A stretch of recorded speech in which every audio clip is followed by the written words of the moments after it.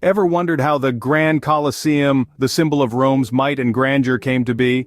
Let's journey back to around 70 to 72 AD. The Roman Empire was under the rule of Emperor Vespasian, a member of the Flavian dynasty.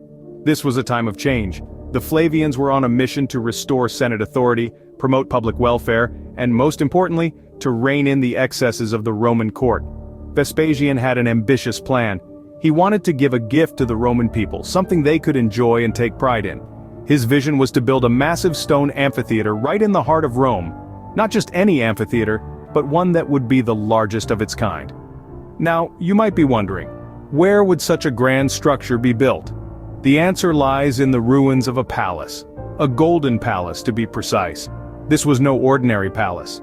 It was the lavish residence of the infamous Emperor Nero, who had built it for himself after a great fire had devastated Rome in 64 AD after Nero's suicide and the civil wars that followed.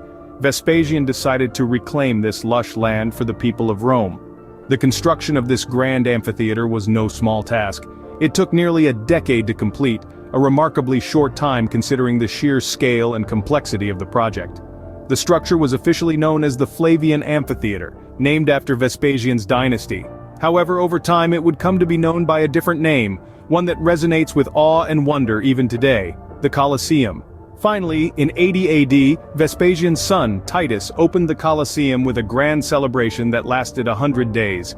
It was a spectacle of gladiatorial combats, wild animal fights, and other forms of entertainment, a testament to Rome's might and grandeur.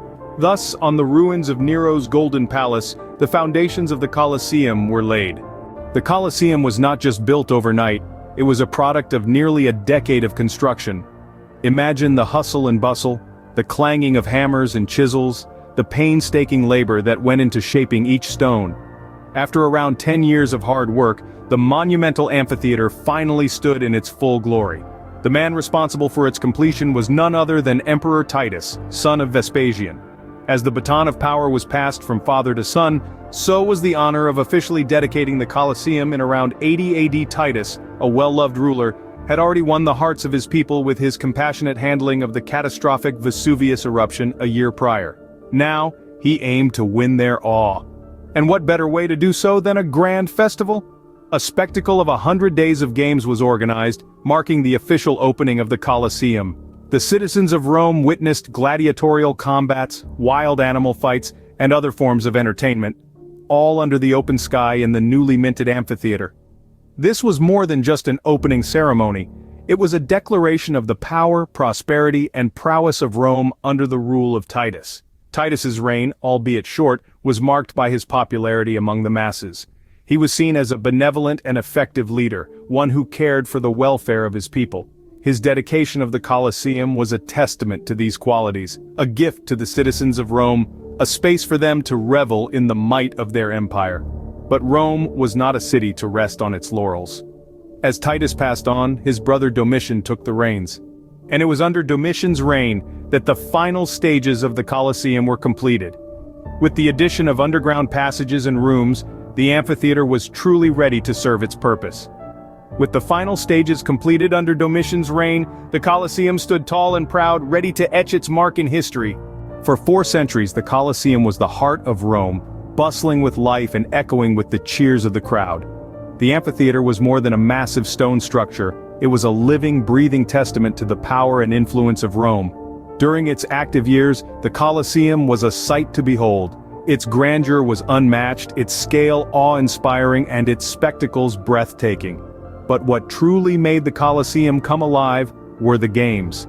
The Roman people flocked to witness gladiatorial combats, a brutal yet captivating spectacle that stirred their emotions like nothing else. These fights were not just about strength and skill, they were a manifestation of the Roman spirit, a display of courage, honor, and the will to survive. In addition to these combats, the Colosseum hosted wild animal fights. Exotic beasts from the far reaches of the Roman Empire were brought to the amphitheater, adding to the spectacle and grandeur of the events. The sight of these magnificent creatures in battle was a testament to the reach and power of the empire. The Colosseum was not just a venue for entertainment, it was a stage where the drama of life played out, where the thrill of victory and the agony of defeat were experienced in their rawest forms. It was a place where the boundaries between the rulers and the ruled blurred, where the people could feel a part of the empire's triumphs and tribulations. But the Colosseum was more than a stage for games. It was a symbol of Rome's power and influence. Its towering presence in the heart of the city served as a constant reminder of Rome's grandeur and greatness. It was a testament to the architectural prowess of the Romans and a demonstration of their ability to shape the world around them. As the centuries rolled on, the Colosseum stood strong, witnessing the rise and fall of emperors, the ebb and flow of power, and the changing tides of history. It was the vibrant heart of Rome, pulsating with life and echoing the city's glory. From a symbol of power to a source of entertainment, the Colosseum was the vibrant heart of Rome. But as with all things, the vibrant years of the Colosseum came to an end. After 4 centuries of being the heart of Roman entertainment, the Colosseum began to fall into disrepair. The grand amphitheater, which had once echoed with the roars of lions and the cheers of the crowd, slowly grew silent. The decline of the Colosseum mirrors the decline of the Roman Empire itself. As Rome's power waned, so too did the grandeur of its greatest amphitheater. The city's focus shifted from entertainment to survival, and the Colosseum, once a symbol of Rome's might, became a stark reminder of its former glory. The fall into neglect wasn't sudden. It was a gradual process, unfolding over centuries. The once bustling amphitheater slowly fell silent. The games that once drew crowds from across the empire became less frequent, then stopped altogether. The mighty structure, which had stood as a testament to Roman engineering and architectural prowess, was left to the mercy of time and the elements. But the Colosseum wasn't just abandoned, it was also plundered. Over the years, the Colosseum was treated as little more than a convenient quarry. Builders, unconcerned with preserving history, took what they needed from the structure to use in their own projects. The once mighty Colosseum was picked apart, piece by piece, its stones used to build palaces, churches, and other structures throughout Rome. This practice continued until well into the 18th century. By this time, 2/3 of the original structure had been lost. The grand amphitheater that had once held an estimated 50,000 spectators was reduced to a skeleton of its former self. It's a sobering thought, isn't it? This magnificent structure, once the pride of Rome, was left to crumble into ruin. It was a testament to the impermanence of human achievements, a stark reminder that even the greatest of our creations can fall into neglect and decay. The once glorious Colosseum, sadly, had become a mere shadow of its former self. Yet the Colosseum still stands today, not as a symbol of neglect, but as a testament to Rome's long and tumultuous history.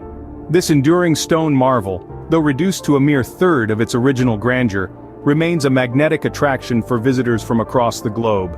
A silent witness to the rise and fall of empires, it has endured the test of time and the ravages of nature.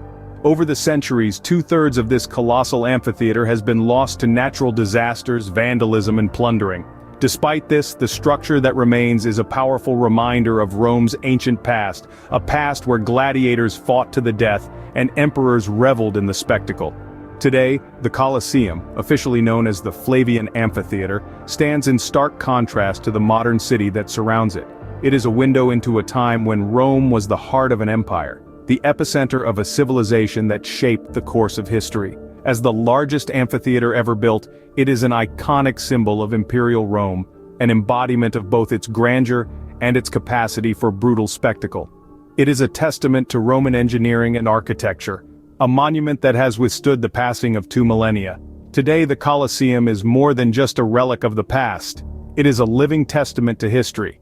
It is a popular tourist destination, drawing millions of visitors each year. Tourists flock to this site to marvel at its size, to walk its ancient corridors, and to imagine the spectacles that once took place within its walls. The Colosseum also holds a special place in the hearts of Romans. It is a symbol of their city, an emblem of their history, and a source of local pride. It stands as a reminder of Rome's enduring legacy, a legacy of power, innovation, and cultural influence. Even in ruins, the Colosseum continues to captivate us, reminding us of the glory that once was, and the history that shaped a civilization.